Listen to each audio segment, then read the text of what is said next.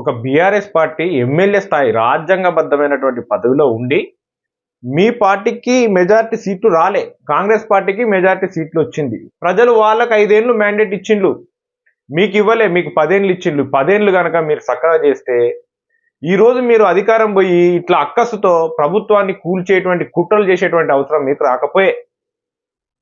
అయినా మొన్న ఓడగొట్టింది మిమ్మల్ని ఆ సామాన్యులు, నిరుపేదలు, కార్మికులు, రైతులు, కౌలు రైతులు, వాళ్ళ ప్రభుత్వం ఇది. మీ దళారీ ప్రభుత్వం కాదు, మీ కాంట్రాక్టర్ల ప్రభుత్వం కాదు, మీ దోపిడిదారుల, మీ బిల్డర్ల, మీ బిజినెస్ మ్యాన్ల ప్రభుత్వం కాదు. అయితే కొత్త Prabhakar Reddy Dubbaka MLA, BRS party MLA ఏం చెప్తా ఉన్నాడు? బిల్డర్లు, క్యాపిటలిస్టులు, వ్యాపారవేత్తలు, కార్పొరేట్లు ఈ ప్రభుత్వాన్ని కూల్చండి, మేము ఎన్ని డబ్బులైనా ఇస్తాం, ఎమ్మెల్యేలు కొనండి, ఎన్ని డబ్బులైనా ఇస్తాం. ఎందుకంటే గత 10 ఏళ్ళుగా వీళ్ళు చేసింది అదే. కార్పొరేట్లు, బిల్డర్లు ఎందుకు కూలగొడదామంటారు అంటే వాళ్ళ ప్రయోజనాలు నెరవేరట్లే. హైదరాబాదు, తెలంగాణ చుట్టుపక్కల ఉన్నటువంటి విలువైన భూములను గతంలో కేసీఆర్ అండ్ కో ఇష్టం వచ్చినట్టు కార్పొరేట్లకు దోచిపెడితేనే కదా వాళ్ళ పార్టీకి 800 కోట్లు వచ్చింది. వాళ్ళ పనులు అవుతలే. రేవంత్ రెడ్డి ముఖ్యమంత్రి గారు చాలా స్ట్రిక్ట్ గా ఉన్నారు, ఎక్కడ అవినీతి జరగదని చెప్తా ఉన్నారు. భూముల విషయంలో భూములు కాపాడు, ఇంకా ముందు వీళ్ళు ఎక్కడెక్కడ ఏ భూములు లూటి చేసిళ్ళు అనేది ముందు కూడా బయటకు వచ్చేటువంటి అవకాశాలు ఉన్నాయి. కాబట్టి ఈ ప్రభుత్వాన్ని కూల్స్తే మేము బతుకుతామేమో, మేము బయటపడమేమో, మా దొంగ వ్యాపారాలు బయటికి రావేనన్న ఆలోచన మీద వాళ్ళు నిజంగానే అనుండొచ్చు. కానీ ఈ ప్రభుత్వాన్ని ఎవరు కాపాడుకోవాలా?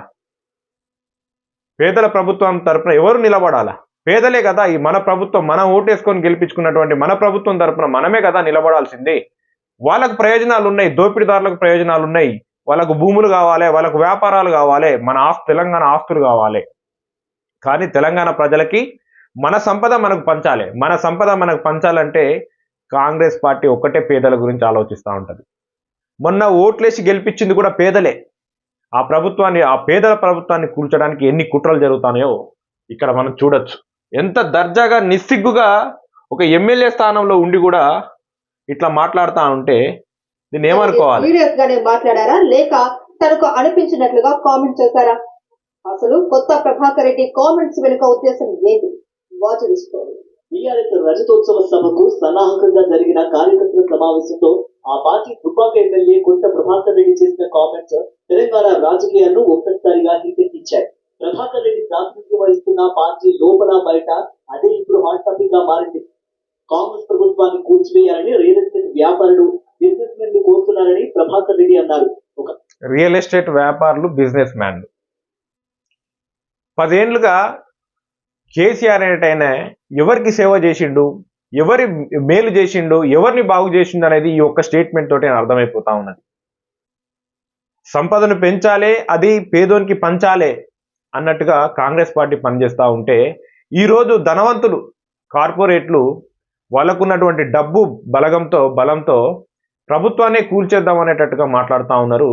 రేపు భవిష్యత్తులో తెలంగాణకు ఎటువంటి ప్రమాదాన్ని కొని తెచ్చి పెడతారో మనం దీన్ని గమనించాలి.